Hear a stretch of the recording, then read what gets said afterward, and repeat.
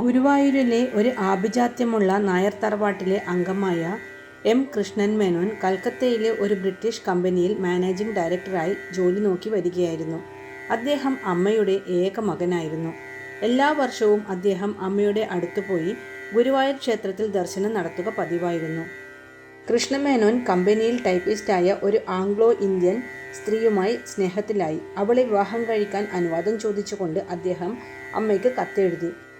എന്നാൽ യാഥാസ്ഥിതിക കുടുംബത്തിൽ ജനിച്ച അമ്മയ്ക്ക് മകൻ ഒരു ക്രിസ്ത്യാനി പെണ്ണിനെ വിവാഹം ചെയ്യുന്നത് ഇഷ്ടമായിരുന്നില്ല. അമ്മാവൻ്റെ മകളായ രുക്മിണിയെ വിവാഹം ചെയ്യാൻ ഉപദേശിച്ചു. അമ്മയോടുള്ള സ്നേഹം മിസ്റ്റർ മേനോന് അതിരറ്റതായിരുന്നു. അമ്മയെ ധിക്കരിക്കാൻ അദ്ദേഹം ഇഷ്ടപ്പെട്ടില്ല. എന്നാൽ മാർഗരറ്റിനെ അല്ലാതെ മറ്റൊരാളെ വിവാഹം ചെയ്യാനും അദ്ദേഹം ഇഷ്ടപ്പെട്ടില്ല.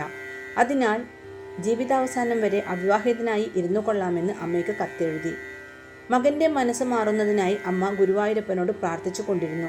സ്നേഹിച്ച പെണ്ണിനെ തന്നെ വിവാഹം ചെയ്യണമെന്ന് ആഗ്രഹിച്ചു പൂജാമുറിയിൽ ഗുരുവായൂരപ്പൻ്റെ വിഗ്രഹം വെച്ചു മകനും പ്രാർത്ഥിച്ചു കൊണ്ടിരുന്നു. ഒരു ദിവസം പ്രാർത്ഥന നടന്നുകൊണ്ടിരിക്കെ ഗുരുവായൂരപ്പൻ്റെ അരുളപ്പാട് ലഭിച്ചതായി മേനോന് തോന്നി.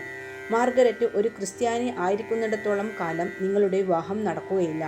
അവൾ ഒരു നായർ യുവതിയായി വന്നാൽ അമ്മ സ്വീകരിക്കും. ഇത് കേട്ട് മേനോന് വലിയ സന്തോഷമായി. മേനോൻ ഉടനെ തന്നെ മാർഗരറ്റിൻ്റെ വീട്ടിൽ എത്തി വിവരം അറിയിച്ചു. മാർഗരറ്റിനും മാതാപിതാക്കൾക്കും അത് സമ്മതമായിരുന്നു. മാർഗരറ്റ് കേരളീയ രീതിയിൽ ഹൈന്ദവാചാര പ്രകാരം ജീവിക്കാൻ തുടങ്ങി. താമസിയാതെ രണ്ടുപേരും അമ്മയുടെ അരികിലെത്തി. അമ്മ അവളോട് പേര് ചോദിച്ചപ്പോൾ രാധ എന്ന് മറുപടി നൽകി. അത് കേട്ട് അമ്മയ്ക്ക് വളരെ സന്തോഷമായി. വൈശാഖ കാലത്താണ് അവർ വീട്ടിൽ എത്തിയത്. രണ്ടുപേരും 21 ദിവസം ഭജനമിരിക്കണമെന്നും വിവാഹം ഗുരുവായൂർ ക്ഷേത്രത്തിൽ വെച്ച് നടത്തണമെന്നും പറഞ്ഞു. മേനോൻ മാനേജർ കോന്തി മേനോനെ വിവരം ധരിപ്പിച്ചു.